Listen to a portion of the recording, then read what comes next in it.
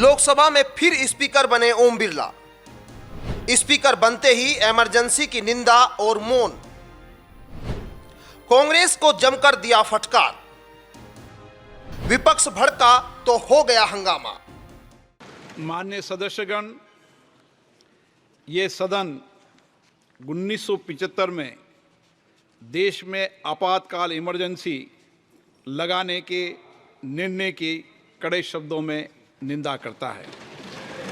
इसके साथ ही हम उन सभी लोगों की संकल्प शक्ति की सराहना करते हैं जिन्होंने इमरजेंसी का पुनर्विरोध विरोध किया, अभूतपूर्व संघर्ष किया और भारत के लोकतंत्र की रक्षा का दायित्व निभाया। भारत के इतिहास में 25 जून 1975 के उस दिन को हम हमेशा काले अध्याय के रूप में जाना जाएगा। इस दिन तत्कालीन प्रधानमंत्री श्रीमती इंदिरा गांधी ने देश में इमरजेंसी लगाई और बाबा साहब अंबेडकर द्वारा निर्मित संविधान पर प्रचंड प्रहार किया था। भारत की पहचान पूरी दुनिया में लोकतंत्र की जननी के तौर पर है। भारत में हमेशा लोकतांत्रिक मूल्यों और वाद संवाद का समर्थन हुआ, हमेशा लोकतांत्रिक मूल्यों की सुरक्षा की, उन्हें हमेशा प्रोत्साहित किया गया। ऐसे भारत पर श्रीमती इंदिरा गांधी द्वारा तानाशाही थोप दी गई, भारत के लोकतांत्रिक मूल्यों को कुचला गया और अभिव्यक्ति की आज़ादी का गला घोटा गया। इमरजेंसी के दौरान भारत के नागरिकों के अधिकार नष्ट कर दिए गए, नागरिकों से उनकी आज़ादी छीन ली गई। ये वह दौर था जब विपक्ष के नेताओं को जेल में बंद कर दिया गया, पूरे देश को जेल खाना बना दिया गया। तब की तानाशाही सरकार ने मीडिया पर अनेक पाबंदियां लगा दी गई थी, न्यायपालिका की स्वतंत्रता पर अंकुश लगा दिया गया था। इमरजेंसी का वह समय हमारे देश के इतिहास में अन्याय काल का एक काला खंड था। आपातकाल इमरजेंसी लगाने के बाद उस समय कांग्रेस सरकार ने कई ऐसे निर्णय किए जिन्होंने हमारे संविधान की भावनाओं को कुचलने का काम किया।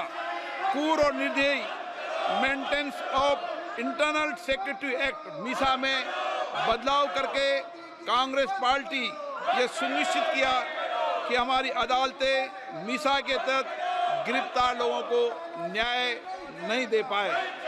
मीडिया को सच लिखने से रोकने के लिए parliament president production of publication refill act, press council refill act और prevention of publication of objectional matter act लाए गए।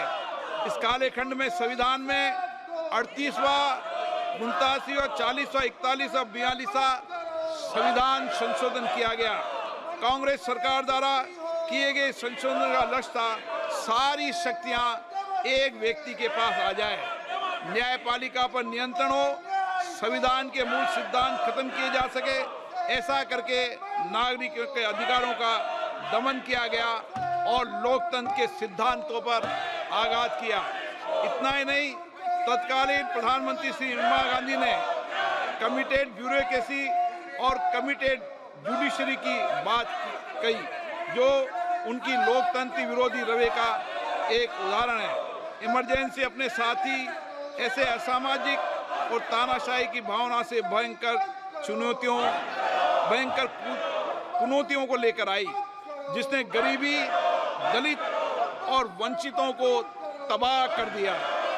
इमरजेंसी के दौरान लोगों को कांग्रेस सरकार द्वारा जबरन थोपी गई अनिवार्य नसबंदी का, शहरों में अतिक्रमण हटाने के नाम पर मनमानी का और सरकार की कुनीतियों का प्रहार झेलना पड़ा।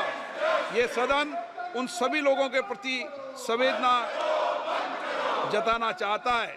1975 से 1970 कालाखंड अपने आप में एक ऐसा कालाखंड है जो हमें संविधान के सिद्धांतों, संघीय ढांचे और न्यायिक स्वतंत्रता के महत्व को याद दिलाता है। ये कालखंड हमें याद दिलाता है कैसे उस समय हम सभी पर हमला किया गया, क्योंकि जिनकी रक्षा आवश्यक है।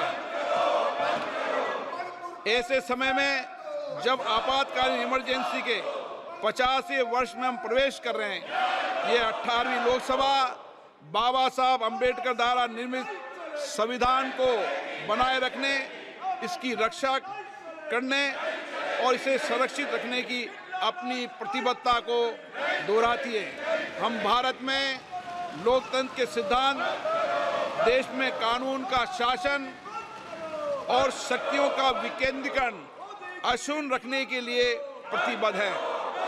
हम संवैधानिक संस्थाओं में भारत के लोगों की आस्था और उनके अभूतपूर्व संघर्ष, जिनके कारण इमरजेंसी का अंत हुआ और एक बार फिर संवैधानिक शासन की स्थापना हुई, उनकी सराहना करते हैं।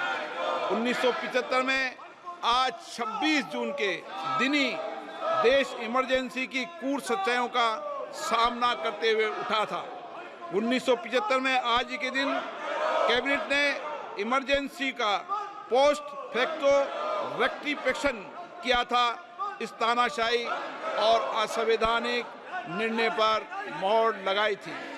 इसलिए हमारी संसदीय प्रणाली अनगिनत बलिदानों के बाद मिली दूसरी आज़ादी के प्रति अपनी प्रतिबद्धता को दोहराने के लिए आज के प्रस्ताव किया जाना आवश्यक है। अब हम ये जानते हैं कि हमारी युवा पीढ़ी लोकतंत्र के इस काले अध्याय के बारे में जरूर जानना चाहिए। इमरजेंसी के दौरान गैर कानूनी गिरफ्तारियां, सरकारी प्रताड़ना के चलते अनगिनत लोगों को यातनाएं सहनी पड़ी थी। उनके परिवार उनको असमित कष्ट उठाना पड़ा था। इमरजेंसी ने भारत के कितने नागरिकों का जीवन तबाह कर दिया था, कितने लोगों की मृत्यु हो गई थी।